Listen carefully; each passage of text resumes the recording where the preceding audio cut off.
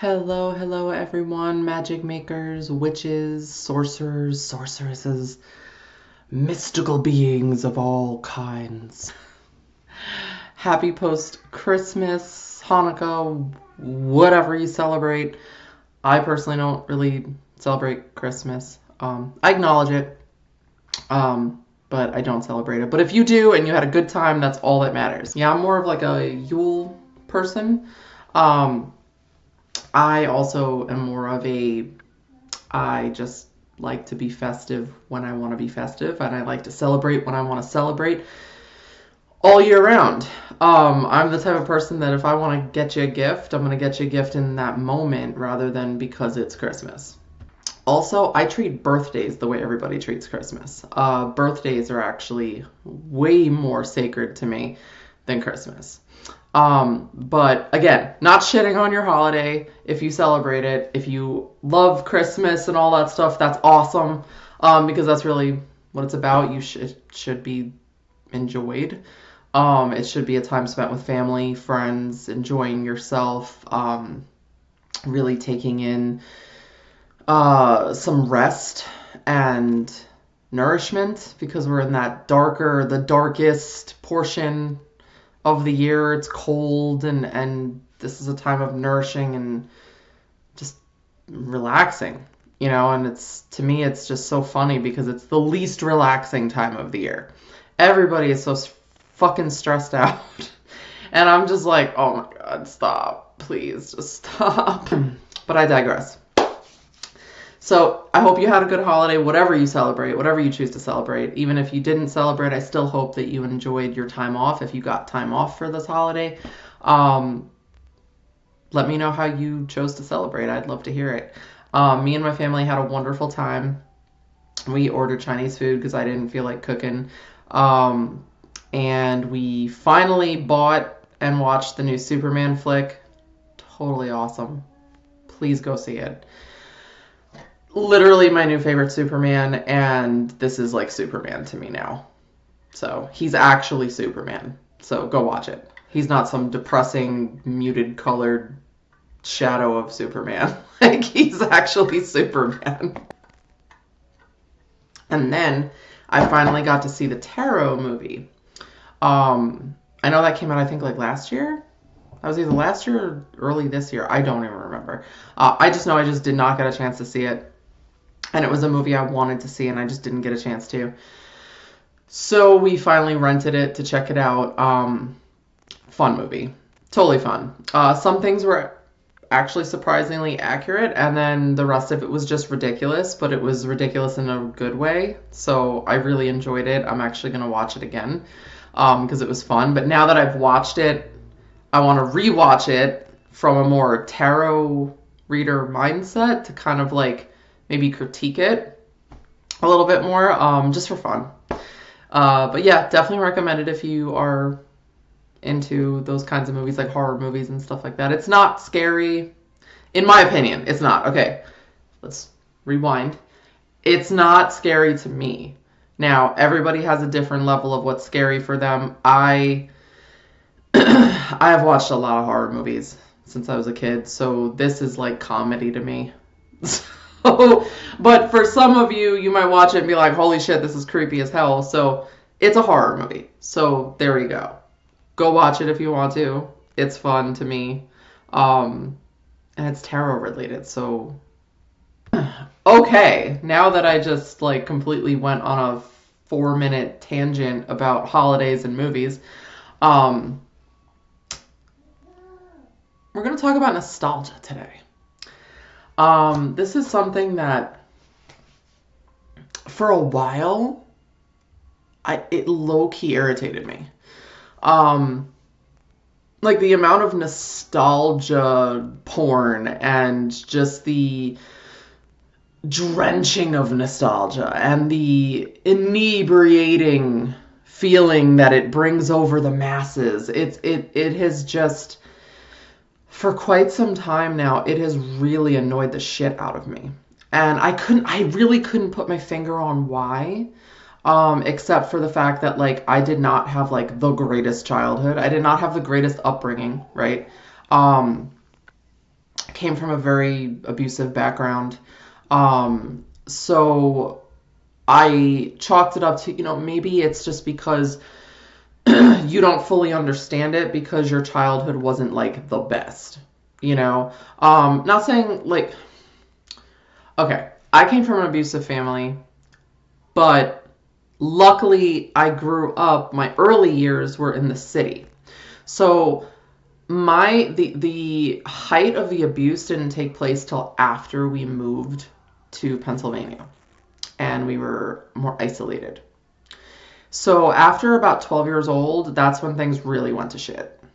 So I was lucky that I got an okay 11 years, because I was able to leave the house and leave the chaos of that fucked up environment and do things, But when we got more isolated, moving up to the mountain, like the Poconos and stuff, things really took a dip, like way more. So I didn't really get the rest of my early teen years and just, yeah. So that being said, I tried to just chalk up this angst I had towards this nostalgia. How do I even describe this? This nostalgia train or whatever you want to call it. I chalked up that angst to the fact that like my childhood, my upbringing wasn't the best, and I thought, okay, maybe it's something I need to work on. Maybe it's something within myself, and I need to stop being a grouchy old lady about it, basically. But then I thought more about it. Bro, I just low-key heard somebody outside sound like they are coughing their brains out. Hold on one second. Literally, I start recording and somebody literally sounds like they are like coughing up a lung out there. I'm upstairs in my apartment and I can hear it from up here. Hold on. Okay, whatever's going on out there, it's being handled. Anyway, it's like I'm getting back in the flow of things and it's just chaos. Just chaos. But anyway. So I thought about it and I'm like, no, I don't think this is just a me thing. I think there is definitely something within me that finds there to be some ick about it, but it's within reason. Okay? When I look around at all of the nostalgia people are wrapped up in, it feels like a blanket that just suffocates the shit out of people's potential. And I started to take a step back, take my emotions out of the mix, right? And just really look back, and I started looking at some of these videos that are out there and some of the stuff that people are just constantly wrapped up in. And it's nostalgia. Oh, the 80s. Oh, the 90s. Oh, early 2000s. And like, and they get so drowned in it. But yet they're doing nothing with themselves. It's like it keeps you in this feeling of like, oh, I remember this feeling. But are you doing anything now to create that in your life? Are you doing anything with that feeling? Or are you just in this quicksand? Like it's like a quicksandy feeling. It's a trap. And I looked up the meaning of nostalgia. And hold on a second. It literally means a affinity for or a connection, like a deep need for the past. And when I did a little more digging, it gets triggered by people who are either lonely, bored, depressed, or afraid of change. Like when they're in the middle of distress or things like trying to shift, and changes happening. It's when they feel like they're not in control of just their little environment, their little world that they're trying to create, and things try to shift around them to change things for the better, to get them out of this bubble. Or, like I said, if they're under a lot of stress, if they're depressed, if they're lonely, nostalgia is what a lot of people tend to go for. And these are the people that will watch the same things over and over and over and over again, or they'll just be in like a fantasy world almost, like trying to get that back. Or these are the ones that are fighting for the 80s and the 90s. It's 2025, everybody. And I know I sound like a total dick when I say this. It's not the 80s anymore. You lived through the 80s. That's great. I lived through the 90s. Great. But they're gone. And you can still be fond of the memories, the music, the movies, the price differences, the art, like that you could be inspired. But if you're not being inspired by that to do something with that feeling, and it's just got you stuck in a loop and in this quicksandy feeling of just wanting to be in that feeling, but you're not doing anything with yourself or your life, and nothing is changing for the better because of it, you're not changing for the better because of it, it's a freaking spell. It's a binding spell that literally keeps you bound to the past. That's what nostalgia is. It keeps you stuck in the past. You can be fond of your memories. I'm not saying that. I have good memories too. But I'm so present focused and I'm so future focused. More so trying to stay present though, right? But I'm a very forward thinking person. And so I think that's why this stuff really annoys the shit out of me, is because I see how it holds people hostage. And that's why the work I do is about, let's figure out where you are now. Yeah, we can dig into your past because that'll help me understand why you do the things you do right now, so that we can remove that shit and figure out who you actually are and what actually makes you, so that you can live a life that is actually supportive of you now. Because now is where the magic is. Now is where the most powerful, potent stuff is happening. Because now, everything you do right now is either a repeat, or it's a remix, or it's a complete restart. Okay? Everything you do right now builds you or it breaks you. It motivates you, it moves you, or it stagnates you and completely paralyzes you. And everything you do now is building the person you're going to be. We are ending a 9-year cycle. This year, 2025, was a number 9 year. I say was because we're literally almost done with it. I'm so ready for this year to be done. Okay, so think of where you were 9 years ago.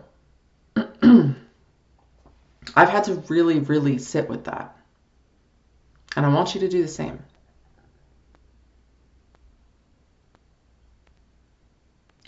Nine years ago was 2016, I believe, right? Let me see, 2025. Yes, it was 2026. 2016. Oh my God. 2016. For me, that was the year I started getting really sick, with anxiety. That was the year right before I ended a long-term relationship with somebody who literally was not healthy for me. Not a good relationship towards that end. Yeah, it was just not a good time. And I say all this, right, because what kept me in that relationship as long as I was nostalgia. What has kept me in relationships and friendships, relationships of all kinds, with things, people, situations, is nostalgia. And I say that the way I'm saying it to really drive the energy of how heavy that word feels. Nostalgia. Okay? I stayed in an unhealthy relationship because I thought of all the good times. I thought of all the good things. I have kept friends in my life because I remembered good things they did for me and with me, and memories we made and laughs we had, inside jokes we made, but they were unhealthy to be around. They were not moving me in a good direction. They just wanted to complain to me all the time, and they wanted to stay in this stuck feeling of like their time periods and or if they were around my age, our time periods. And I wanted to talk about like magic and tarot and our goals for our work, our sacred work. And I wanted to talk about family stuff. And I wanted to talk about forward moving shit. And these people, and there are still people that I'm going to be clearing out of my life because of that. Because I realized, no, this is like, you're in my life due to nostalgia. The spell of nostalgia is what keeps us together. And I don't have any animosity, but I also don't really have an alignment or an affiliation or I'm not an ally to that anymore. And I say this to remind you of these things too. Nostalgia is not just, oh, I remember Disney movies when they were really good. Like, nostalgia is like what I just told you. It's staying stuck in relationships, situations, patterns, groups because of that nostalgia. Okay? But also, like, yeah, like holding on to these old things, these old feelings that produce no new feelings, no new goals, no new path work in your brain, it keeps you in a loop, my loves. And I really am not trying to be a dick about this. Like, I'm just super passionate about it, and I'm super passionate about growth and, like I said, forward movement and just being honest. You know, I'm not just honest with other people. Like, I rear this lens right back at myself too. So, like, I get it. It can sting and it can be uncomfortable, but it's only necessary so you grow. Anything that is growing is not 100% comfortable right off the bat. There's a lot of things you got to break through to grow. You know? So I say this going forward as a challenge to your soul. Break the frickin' spell of nostalgia. Listen to some new frickin' music. Try something different.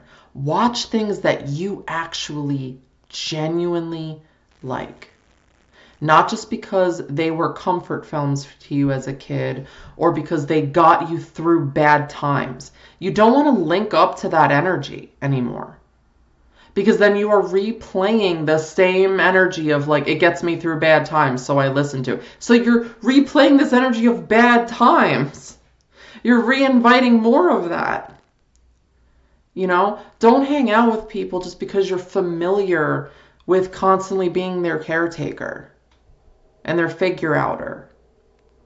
You know, don't do that either. Or don't hang out with people because they party and you remember having good times partying with them. Like, but if you don't want to do that. Like, if it's not productive, it's not moving you, it's not growing you, it's not bettering you, don't hang out with people that aren't going to do that for you. Does that make sense?